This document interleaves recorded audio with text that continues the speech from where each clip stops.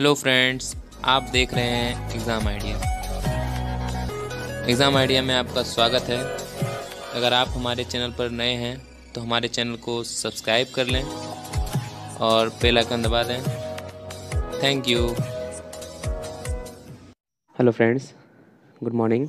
आप देख रहे हैं एग्ज़ाम आइडिया, जिसमें आज हम पढ़ेंगे दक्षिण भारत का इतिहास 500 ईस्वी से 1200 ईस्वी। दक्षिण भारत के राजवंश पल्लव वंश, राष्ट्रकूट वंश और चालुक्य और चोल। चालुक्य में 3 हैं, जैसे कल्याणी है, वातापी है और बेंगी है। ठीक है, तो सबके बारे में हम डीपली आपसे बातचीत करेंगे। तो जिसमें आइए हम देखते हैं सबसे पहले दक्षिण भारत के राजवंश। तो आप मैप में देख सकते हैं कि सबसे पहले राष्ट्रकूट है, उसके नीचे पल्लव है, उसके नीचे चौल है, उसके नीचे पांड्य है। ठीक है, तो हम जानते हैं कि इस समय में दक्षिण भारत के अलग अलग क्षेत्रों में कई प्रकार के राजवंशों का प्रभाव देखने को मिलता है।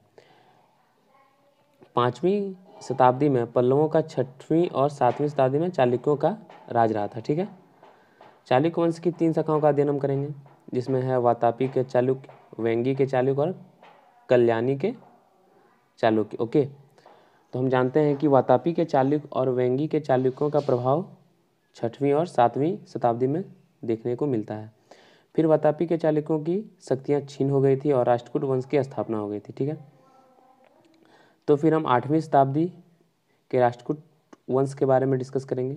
और राष्ट्रकूट वंश का चालुक्य वंश की एक शाखा से उदय हुआ तो दूसरी शाखा के कारण पतन हुआ था। समझे, मतलब राष्ट्रकूट वंश जो है उसका उदय चालुक्य वंश की एक शाखा से हुआ था और दूसरी शाखा के कारण पतन हुआ था। ठीक है, इसके बाद हम जानेंगे कि राष्ट्रकूट वंश के बाद कल्याणी के चालुक्यों की शक्तियों में विकास हुआ और राष्ट्रकूट वंश का पतन हो गया। फिर कल्याणी के चालुक्यों का शासन स्थापित हुआ तो हम कल्याणी के चालुक्यों के बारे में बात करेंगे। और सबसे अंत में हम बात करेंगे 9वीं शताब्दी में चोल वंश के उदय की। ठीक है, तो आइए शुरू करते हैं। सबसे पहले आप देख रहे हैं कि पल्लव, यहाँ पे पल्लव वंश, एक मिनट, पल्लव वंश है। ठीक है, उसके बाद वातापी चालुक्य आया, फिर वेंगी चालुक्य आया, उसके बाद राष्ट्रकूट है, उसके बाद कल्याणी चालुक्य है, उसके बाद चौल है। ठीक है, आप यहाँ मैप में भी आप देख सकते हैं। ठीक है, दर्शाया गया है दक्षिण भारत के राजवंश पल्लव, राष्ट्रकूट, चालुक्य और चोल। ठीक है, तो सबसे पहले हम देखेंगे पल्लव वंश। तो आप जानते होंगे कि पल्लव वंश का स्थापना किसने कराया था? किसने कराया था आप बता सकते हैं? तो वो था सिंह विष्णु, 575 ईस्वी से 897 ईस्वी तक। ठीक है, और इसमें कई शासक रहे थे। इसमें वैष्णव धर्म, राजधानी कांची था। ठीक है, और कीर्ताजुनियम के लेखक भारवी सिंह विष्णु के दरबार में रहते थे। ठीक है, अब पल्लव वंश के प्रमुख शासक हुए क्रमशः महेंद्र वर्मन प्रथम थे। ठीक है, यहाँ पे वो है नहीं। ठीक है, महेंद्र वर्मन प्रथम थे, 600 ईस्वी से 630 ईस्वी तक रहे थे। उसके बाद आए नरसिंह वर्मन प्रथम, 630 से 668 ईस्वी तक रहे थे। फिर महेंद्र वर्मन द्वितीय, 668 से 670 ईस्वी तक थे। उसके बाद आए परमेश्वरम वर्मन प्रथम, जो 670 से 680 ईस्वी तक थे। फिर आए नरसिंह वर्मन द्वितीय, जो 704 से 728 ईस्वी तक थे।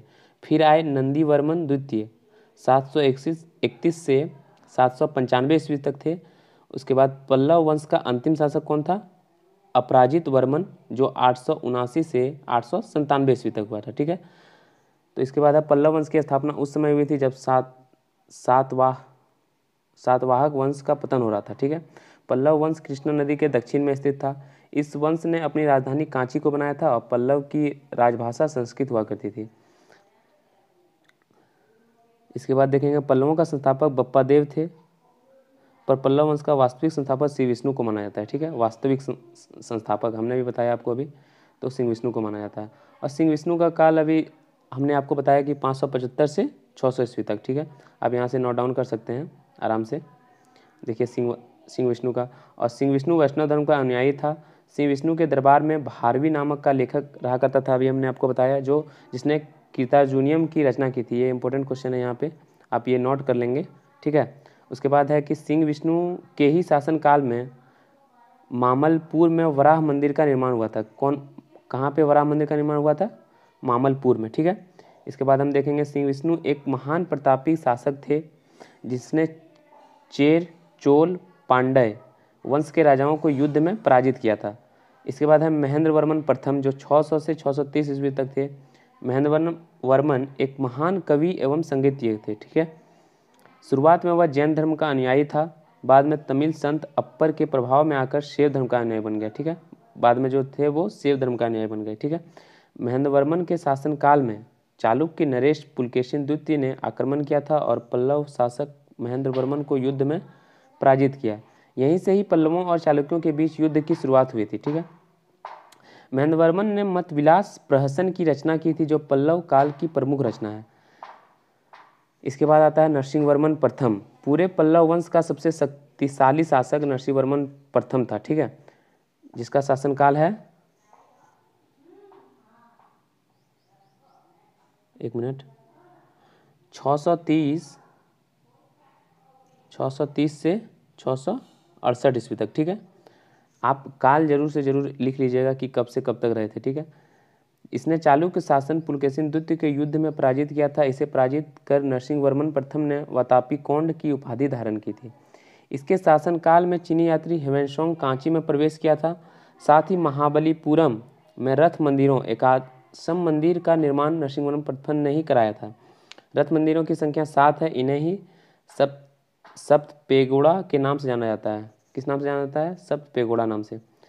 नरसिंह वर्मन द्वितीय जो 700 ईस्वी से 728 ईस्वी तक रहे हैं, ठीक है। इसका शासनकाल शांति का शासनकाल माना जाता है और इसके शासनकाल में स्थापत्य कला का भरपूर विकास देखने को मिलता है, जैसे मुक्तेश्वर मंदिर, बैकुंठ पेरुमला मंदिर, इसके बाद कालेशनाथ मंदिर, राजसिद्धेश्वर मंदिर। इन्हीं मंदिर के निर्माण से ही द्रविड़ स्थापत्य कला की शुरुआत हुई थी। इस नरसिंह वर्मन द्वितीय के दरबार में संस्कृत के प्रसिद्ध लेखक दंडी रहा करते थे। कौन रहते थे? दंडी। इन्होंने ही देश कुमार चरित की रचना की है। देश कुमार चरित की रचना की है। इसके बाद नंदीवर्मन तृतीय राजा हुए और इस वंश का अंतिम प्रमुख शासक अपराजित वर्मन 879 से 897 हुआ, ठीक है, तक रहे थे वो। बाद में पल्लव साम्राज्य के चोल शासकों ने विजित कर अपने राज्य में मिला लिया, ठीक है। वातापी के जिन चालुक्यों ने वातापी को अपनी राजधानी बनाया था वो वातापी के चालुक्य कहलाए, ठीक है। देखिए वातापी है यहाँ पे, आप देख सकते हैं, ठीक है। कृष्णा नदी और तुंगभद्रा नदी के किनारे है, बंगाल की खाड़ी है यहाँ पे। इस वंश का संस्थापक पुलकेशिन प्रथम 535 से 567 ईस्वी तक था, ठीक है।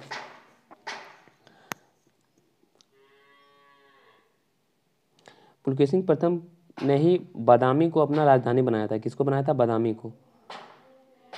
इसके बाद कीर्तिवर्मन का पुत्र पुलकेशिन द्वितीय अगला शासक बना। अब पुलकेशिन द्वितीय इस वंश का सबसे महान शासक हुआ। इसने पश्चिमी गंगा वंश, कदंब वंश और पुष्यभूति वंश के शासक हर्षवर्धन को पराजित कर परमेश्वर की उपाधि धारण की थी। ओके, पुलकेशिन द्वितीय के बारे में जानकारी कीर्ति के द्वारा लिखित ऐहोल अभिलेख से मिलती है। किससे? ऐहोल अभिलेख से, ठीक है। आप ये देख सकते हैं यहाँ पे ऐहोल अभिलेख का चित्र बना हुआ है, यही है ऐहोल अभिलेख। ये चालुक्य नरेश पुलकेशिन द्वितीय से संबंधित है। इस लेख की भाषा संस्कृत है। इस लेख की रचना रविकीर्ति ने की थी। पुलकेशिन द्वितीय ने हर्ष को पराजित किया। इसका उल्लेख इसी अभिलेख से मिलता है। पुलकेशिन द्वितीय ने वेगी आंध्र प्रदेश को जीतकर अपने भाई विष्णुवर्धन को वहां का शासक नियुक्त किया। इसी के साथ वेगी के चालुक्यों की नींव रखी गई थी। ओके, इस पुलकेशिन द्वितीय ने अपने शासनकाल में पल्लव वंश पर आक्रमण करा और पल्लव शासक महेंद्र वर्मन प्रथम को युद्ध में पराजित किया था। अगर वीडियो आपको अच्छा लगे तो दोस्तों के साथ शेयर करें और हमारे YouTube चैनल को आप सब्सक्राइब कर लें। इसके बाद है इसका बदला इसके पुत्र नरसिंह वर्मन प्रथम ने लिया। पल्लव वंश का महाप्रतापी शासक नरसिंह वर्मन प्रथम ने इसी पुलकेशिन द्वितीय को श्रीलंका के राजा के साथ मिलकर 642 ईस्वी में पराजित कर उसकी राजधानी बदामी पर कब्जा कर लिया और विजय के बाद नरसिंह वर्मन प्रथम ने वातापी कौंड की उपाधि धारण की। इसके बाद विक्रमादित्य प्रथम अगला शासक बना, जिसने 654 ईस्वी में इन पल्लवों से बदला लिया। इसके बाद विनयादित्य, विजयादित्य और विक्रमादित्य द्वितीय अगले शासक हुए। इस वंश का अंतिम शासक कीर्तिवर्मन द्वितीय था, ठीक है। जिसे दंती दुर्ग ने पराजित किया और राष्ट्रकूट वंश की स्थापना की थी। ठीक है, एक दूसरे को पराजित कर करके अलग अलग वंश बनते जा रहे थे। ठीक है, वेगी के चालुक्य, पूर्वी चालुक्य थे वेगी के चालुक्य, वेगी के चालुक्य। ओके,